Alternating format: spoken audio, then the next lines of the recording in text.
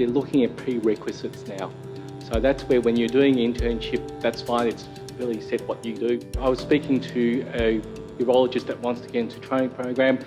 They have to do a set number of weeks in emergency, critical care, and also a set number of weeks in urology before they're even allowed to go into an interview. And this is on expectation they've got their exam. So prerequisites now also required for general practice, and they've got to also do the situational judgment testing.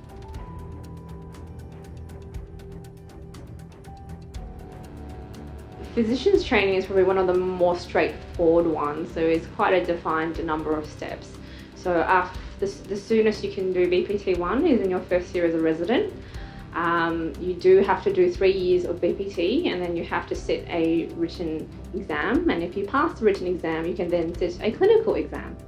If you do some PEDS time elsewhere, and if you've got a year of PEDS behind you, there's a senior resident job that you can apply through Monash Children's. It's sort of a backdoor way, but generally you apply to RCH. If you get that job, that's your BPT 1 year, and you progress through training. And similar to adults, there's the 3 years you sit your written and your MCQ, whether online and then written, and then clinical in your 3rd year, and then there's advanced training programs as well.